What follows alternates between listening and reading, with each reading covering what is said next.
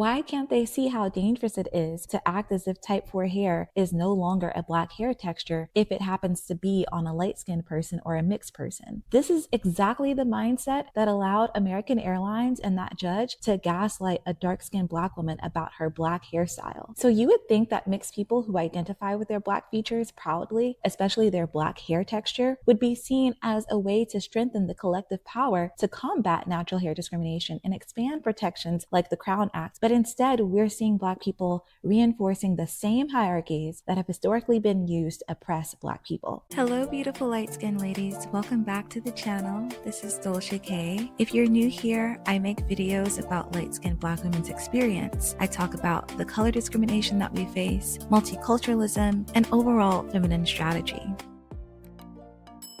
And in today's video, I want to celebrate the growing media representation of light-skinned people with type 4 hair. So growing up, I often felt invisible in both mainstream media and in the general black community. I would look for people who looked like me, someone with light skin and type 4 hair. And save for a few exceptions that were not in my generation, like Tracee Ellis Ross or Diana Ross, I would come up nearly empty-handed. And that was so disappointing. It made me wonder if the black community or general society felt like there was something wrong with my features, specifically light skin with type 4 hair.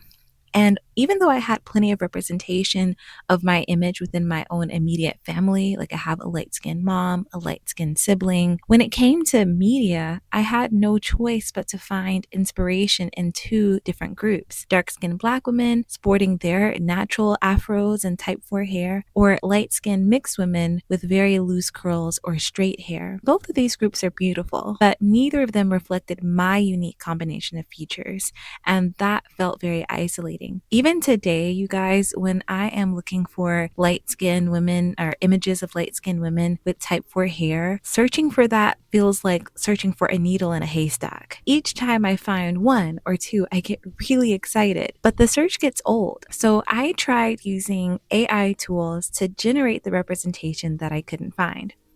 It's like it was impossible for AI to imagine a woman with light skin and an afro. But maybe my expectations for Media Library and AI were too high, considering that they likely weren't created by black people. But that got me thinking, what if these media libraries and these AI tools were created by black people? Would they then do a better job at capturing light-skinned people with type 4 hair?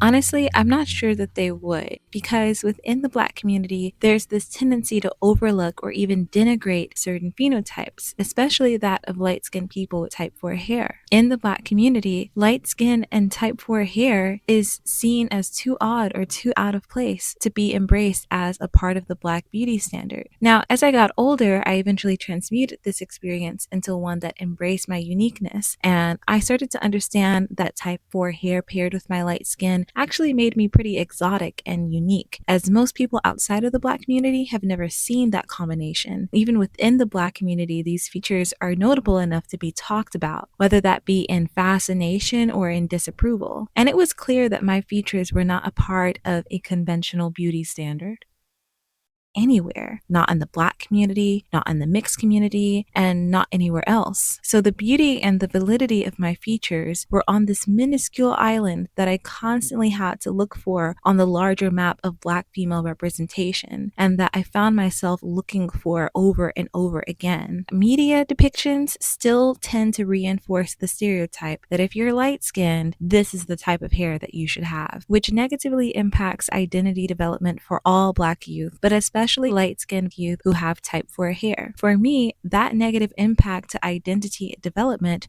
was expressing itself as me seeing my phenotype as less relevant and credible to the black experience and black representation. That's why this growing representation of light-skinned people with type 4 hair means so much to me, because it challenges harmful stereotypes, it's disrupting the hierarchy, and it's reminding us that our experiences are valid and our features are beautiful. So in this video, we're going to look at 3 different powerful examples of this growing representation through these three different content creators. There's a everyday influencer who spoke authentically about her type 4 hair. We also have a model who unapologetically claimed his type 4 hair as a Black feature, and a Christian youth group that celebrated natural hair in a way that we don't often see. And each of them faced backlash for daring to embrace type 4 hair or speak authentically about type 4 hair as light-skinned people. So let's get into it.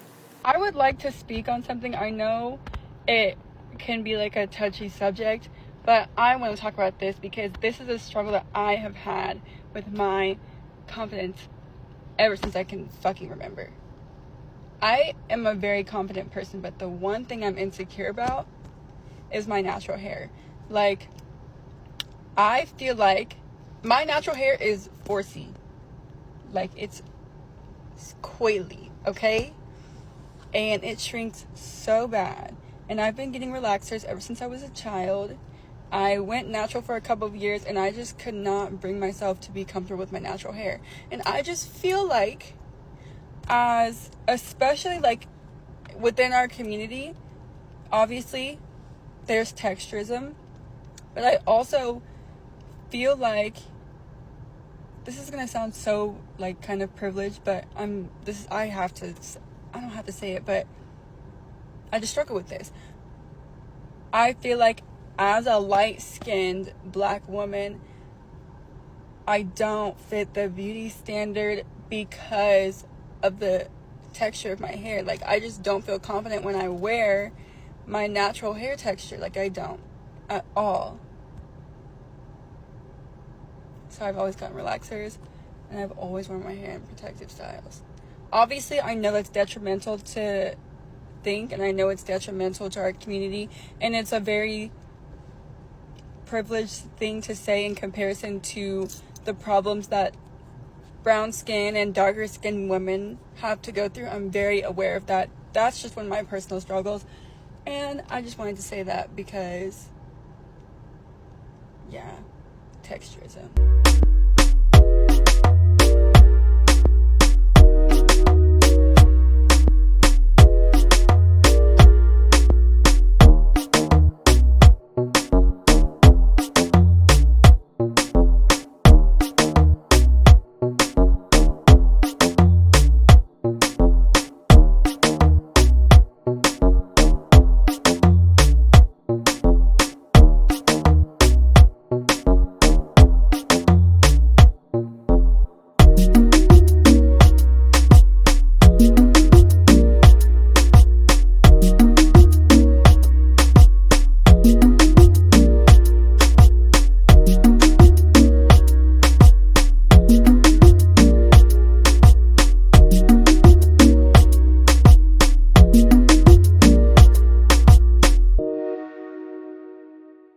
So, wow, I resonate really strongly with everything that Nina had to say, and it reminded me a lot about my own mom. I was lucky to have a light skinned mom who was even lighter than me and had type 4 hair because she always uplifted my hair texture. She was my biggest source of representation in that aspect. But even with all of her love and her support, I got to witness the insecurities that she carried about her skin tone paired with her type 4 hair. She grew up in the 70s hearing some of the same painful comments that I'm sure Nina Simone has heard in today's day, like being told that she had the wrong hair or being called a wasted yellow. And that messaging really stuck with my mom. Similar to this commenter who was laughing at Nina for having 4C hair, my mom was constantly berated by Black people for having pale white skin and thick 4C hair, even in adulthood. Being light skinned with type 4 hair is almost unanimously seen as odd on light skinned men and unattractive on light skinned women. At best, our features become a punchline. Black people joke that we got light skin privilege but missed out on good hair privilege. You might be wondering how that's even possible today with the natural hair movement. Well, interestingly, within the natural hair movement, a light skinned person who has type 4 hair is seen as nothing more than putting their light skin privilege to good use to uplift the natural hair movement and Black beauty standards. But while our perceived light skin privilege served as a source of validation for Black beauty standards, those same standards did not reciprocate us by validating or uplifting our image, light skin with type 4 hair. And with so many Black women leaving the natural hair movement today and opting to redirect their energy to simultaneously vent online about 4C hair, debate about racial purity, and debate about how light skinned women can't experience colorism, a light skinned woman like Nina Simone talking about her struggles with type 4 hair is inconvenient, valueless, and annoying among the Black audience that claims to have a positive objective of using this social media platforms to advance the Black community. The Black community could have taken accountability for not validating or uplifting this specific combination of features that Nina has and helped her to love both her hair texture and her skin tone. But instead, we saw texturism being reinforced, we saw gaslighting, and we even saw people calling her a colorist for speaking about the colorist and texturist beauty standards placed on light-skinned Black women. It's clear the Black community reinforces hierarchies and actively avoids dismantling this hierarchy because many people in our community believe that light skin privilege should somehow soften the blow of texturism. I believe the Black community is complicit in maintaining this hierarchy and others. When a member of the Black community experiences intersectional oppression, it's often dismissed by pointing out that person's supposedly higher position in the hierarchy. This happens to Black men, it happens to lighter skinned people, and I'm sure a plethora of other groups within our community. The racial hierarchy, among other hierarchies, could be used to overlook and perpetuate the intersectional oppression of people who are perceived to be higher up within that specific hierarchy.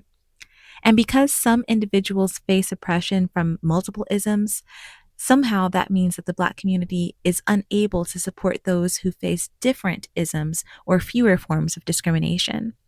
Some people even suggested that because Nina doesn't experience colorism, she should be content with having to deal with the texturist beauty standards that society ties to light skin tones. Well, what I took away from Nina Simone's message was deeply healing because I too recognize the lack of representation for light skinned Black women with type 4 hair. I think that's what Nina is scratching the surface of. When she says she doesn't feel comfortable with her hair texture as a light skinned woman, unempathetic, selfish people are hearing, I wish I had the right hair texture for my light skin. But what I'm hearing is, I wish my skin wasn't so light so that society would not expect me to have the light skin hair texture. I wish I could look like the majority of Black people who have deep brown skin and type 4 hair. I wish I could fit the Black beauty standard. I feel like society doesn't see the beauty in my natural features.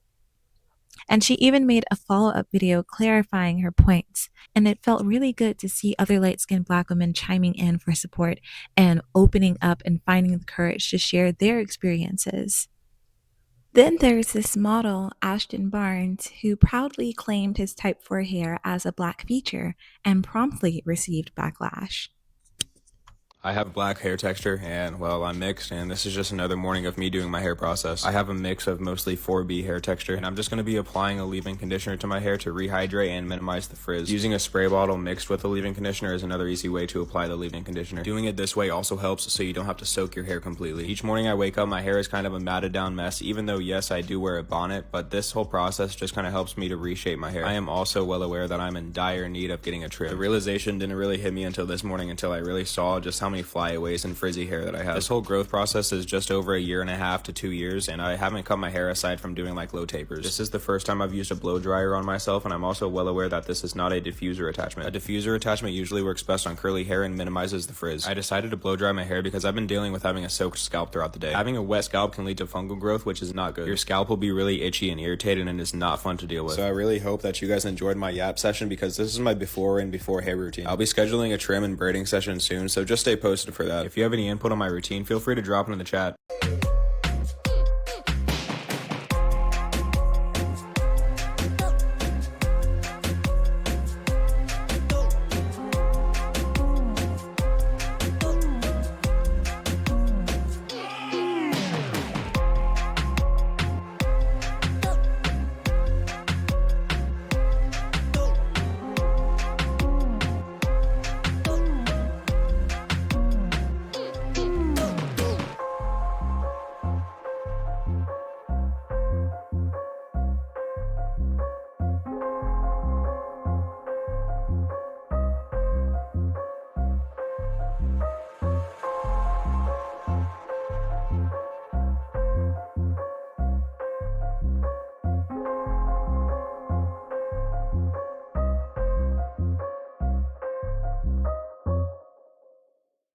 So this instantly reminded me of all the times I've been told that I'm not Black enough to participate in specific instances of Black culture simply because I'm too light-skinned. I've even had public discussions where Black people explicitly excluded light-skinned women from Blackness, claiming that our skin tone proves that we're not the same race. When it wasn't being stated outright, I've experienced subtler exclusions, like people pretending not to know that I'm Black as an excuse to ignore me or ostracize me in Black spaces, both in social events and work events. And it took me years to realize that it was my skin tone paired with my Black features, especially my type 4 hair, that made some Black people very uncomfortable. Similar to the discomfort that many are feeling about Ashten's light skin paired with his Black hair texture. And Exoticals United has a great video explaining this pathology towards light-skinned people with Black features. Looking at the comments, it's very clear that the people gaslighting him about his hair aren't actually critiquing what he said. They're not critiquing his hair. They are reacting to his skin tone. So while Black people accuse Nina Simone of suggesting that type 4 hair only belongs on people with dark brown skin, here we saw Black people implying that Ashten's type 4 hair texture must have come from his white mother, because it's definitely not a Black hair texture. But what I find most admirable about Ashten's video is how he actually is embracing his identity as a mixed light-skinned man. He's creating positive content around type 4 hair, including helpful hair routines. So this representation is very refreshing, especially when you consider how Black racial purists often criticize white mom biracials. They like to point to the unkempt hair as proof of the inadequacy of the white mom, Black dad family dynamics. Yet here's a biracial person with a white mom who is taking superb care of his type 4 hair. Ironically, on this same platform, we see unambiguous Black women creating self-deprecating content about how much they hate 4C hair and would trade it out for another hair texture. So Ashten's hair routines are very valuable for those of us who are mixed and may feel stuck in our hair care journey, especially if we have non-Black parents who are still learning about Black hair textures, if that is the case. But personally, as someone who is right on the line of being monoracial and mixed, it was incredibly reaffirming to see a light-skinned biracial person confidently claim their type 4 hair texture as a Black feature and take really good care of it at the same time. And it helped me heal some of the pain that I have felt navigating hair discrimination in the workplace. While I've never received any direct comments about my hair in the workplace, both Black and white people have treated me differently based on the way that I styled my hair. But I never felt confident speaking up about it because, for one, the Crown Act is not enforced in my state. And two, I always feared that if I claimed my type 4 hair as a part of my Black identity, as a part of my national origin, someone would challenge me because I'm light-skinned, just like Ashten is being challenged. This fear is not unfounded. A dark-skinned Black woman was fired for wearing a Black hairstyle. She sued and took her employer to court. This was Rogers v. American Airlines. But the court ruled against her, siding with her employer's argument that, oh, her hairstyle is not a Black hairstyle because this fair-skinned white actress, Bo Derek, wore the same hairstyle in a movie. The ruling essentially erased the connection between Black styles and Black identity, using Bo Derek's light skin tone and race to sever that connection. That's why it's very surprising to see Black people using Ashten's light skin tone and his race to sever the connection between his hair texture and his Blackness. Why can't they see how dangerous it is to act as if type 4 hair is no longer a Black hair texture if it happens to be on a light-skinned person or a mixed person? This is exactly the mindset that allowed American Airlines and that judge to gaslight a dark-skinned Black woman about her Black hairstyle. So you would think that mixed people who identify with their Black features proudly, especially their Black hair texture, would be seen as a way to strengthen the collective power to combat natural hair discrimination and expand protections like the Crown Act. But instead, we're seeing Black people reinforcing the same hierarchies that have historically been used to oppress Black people. Thankfully, this creator did not back down, and he leaned further into his Blackness, stating that the fact that he is mixed with a white mom is precisely the reason that he knows the difference between Black boy hair and white boy hair. And that did a lot to help me wash away some of my insecurities and being able to protect myself against anti-Black hair discrimination as a light-skinned Black mixed woman. This mindset that refuses to acknowledge Black features and Blackness blackness on a mixed or light-skinned person also reared its ugly head in the comment sections and the countless video responses to the Gotta Be Me podcast, where these mixed religious girls, some of whom had type 4 hair, made an episode uplifting natural black beauty and natural hair. I just wish the black woman knew, like, you don't gotta wear wigs to be beautiful. You don't have to wear eyelashes to be beautiful, like eyebrows. Like, you don't need all that. You're beautiful, like, just the way you are. And that's not black girl magic either.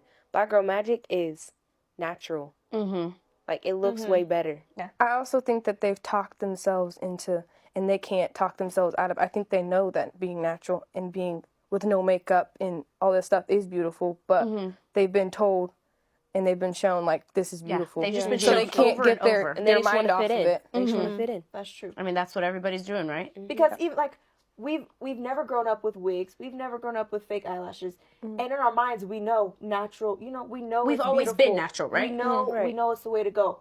But we're still affected by it. We're still like, And but am I imagine if we Right. hadn't You know? grown up this Right. way, how affected we'd be by it. Like if it was our moms doing it, or our sisters, or our best friend at school. Like that would be, how do you even fight that alone? I think black women are so powerful. Oh, yes. If we could, like, come we could together, Move as a group. Yes. Yes. I can't. Imagine all the naturalness. Yes. Like, the frows and then the different hairstyles and the And the braids and the moisturize twists and the and curl. shea butter. Yes. The yes, shining yes. skin. because actually I think wearing a wig and doing all that stuff is upholding a racist system. some of that is racism, but some of it is also just like, no one's ever satisfied with who they are. Like, you got white people with dreads. You got white people with braids and twists. Lord. Like, that's not their culture. Right. You And know? tons of white ladies are having so many extensions now too. Mm-hmm. I never knew how big of a thing it was, but yeah, everybody be putting hair in.